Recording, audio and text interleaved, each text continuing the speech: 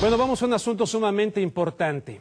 Bueno, pues que hay presidente electo, que López Obrador no lo reconoce, que qué pasará el día del desfile militar, que está dura la cosa en México, y sí, está dura, muy dura, pero más dura va a estar si Felipe Calderón, ya como presidente, le entrega el petróleo y los recursos naturales de México a las corporaciones extranjeras.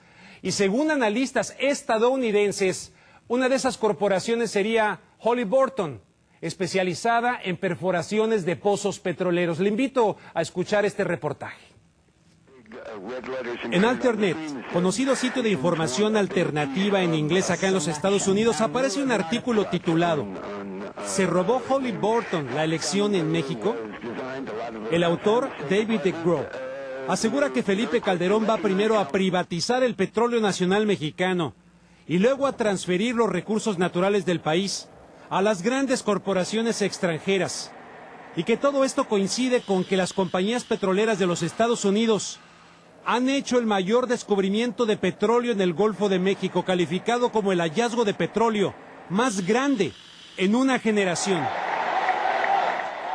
Curiosamente, ayer Andrés Manuel López Obrador convocó a sus seguidores en el Zócalo de la Ciudad de México candidato de la derecha no ganó a impedir que se sigan entregando los recursos naturales de México. En el programa nacional de radio y televisión, también acá en Estados Unidos, de la periodista Amy Goodman, fue entrevistado el crítico de la globalización, John Rose, quien aseguró que las transnacionales estadounidenses jugaron un papel muy importante en la elección mexicana, y destacó a la petrolera Halliburton porque, según Rose, esta empresa quiere una buena parte del pastel energético de México. Bueno, estaría entonces la empresa petrolera paraestatal, dicen Pemex, Petróleos Mexicanos, entre otras de recursos naturales en México, a la venta. Y Felipe Calderón sería el candidato designado de las corporaciones mundiales para justamente ejecutar esa venta.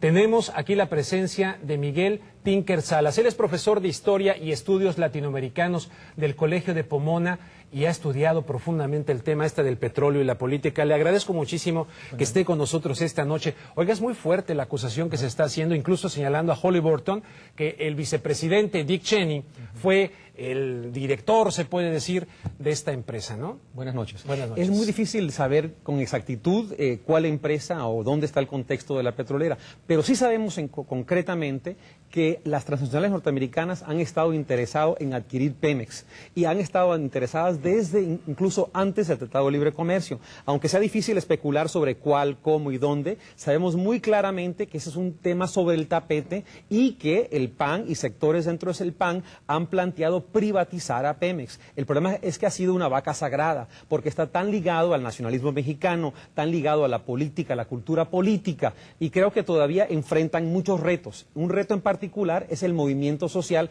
que se ha desprendido a raíz de esta elección y por lo tanto podría limitar sus capacidad de movimiento hacia esa venta. Pero esa venta podría venir en partes, podrían vender una parte de la exploración, podría vender la parte de perforación, como usted mencionaba, o podrían hacerla en secciones. ¿Y qué tanto, profesor, realmente las transnacionales, como lo decían en esta página de internet que es bastante seria dentro de los medios alternativos, estas empresas transnacionales realmente pudieron haber influido en la elección de México? Yo creo que sería difícil probarlo a este momento, pero es muy claro que el sector empresarial mexicano hizo el papel por ellos también, porque hay un interés en mantener como socio a México, mantenerlo especialmente en contexto de lo que está pasando en el resto de América Latina. México para ellos es importantísimo para frenar el movimiento social que ven en el caso de Venezuela o Bolivia o Ecuador o Argentina y Brasil. Por lo tanto es una pieza fundamental, una pieza clave. Por eso Negroponte, el jefe de Seguridad Nacional norteamericana, dijo que México era la elección más importante para Estados Unidos de este año, cuando había elecciones en Brasil, en Ecuador, en Venezuela, en Nicaragua, en Perú. México es la más importante y a la cual le pusieron más atención. Bueno, pues yo le quiero preguntar también, ¿por qué México ha elevado enormemente su producción desde el Tratado de Libre Comercio, pero vemos que las reservas van para abajo? Si ve usted un gráfico que tienen sobre la producción petrolera en América Latina, verán que México aunque tiene reservas, este año se piensa que va a bajar fundamentalmente. Aquí está en pantalla, fundamentalmente va a bajar a comienzos del 2006 y va a bajar a 14% por año. O sea que aunque su producción ahorita está más elevada a Venezuela, a largo plazo Venezuela lo desplaza y producirá más petróleo. Y si se incluye dentro de las reservas venezolanas el crudo pesado, entonces Venezuela ya adquiere capacidad petrolera mayor que Arabia Saudita. Entonces ya comienza México a desplazarse como productor petrolero y como actor político, porque el petróleo es política y es fundamental para entender las relaciones entre Estados Unidos, México y el resto de América Latina. Oiga, y entonces a mí lo que francamente como mexicano me preocupa y me indignaría mucho, que Felipe Calderón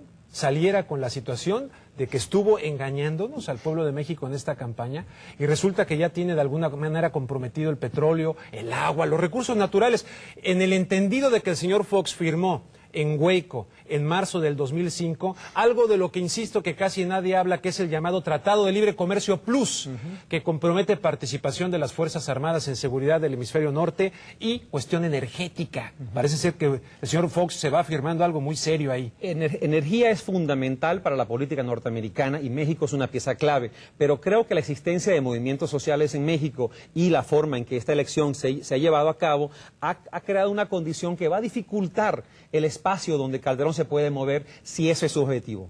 Si ese es el objetivo, o sea, López Obrador estaría sirviendo como de muralla, de muro, pues, para que se consumara ese proyecto de entregar los recursos naturales. En cierta forma, este movimiento que se ha creado desde la fecha de la elección y que ahora vemos vinculado claramente hacia proteger o plantear un proyecto diferente de nación, va a dificultar el espacio donde va a operar Calderón. Profesor Tinker Salas, muchísimas gracias. Le agradezco mucho que haya estado con nosotros esta noche aquí en Contexto y a ver si coincide conmigo en esta reflexión del tema.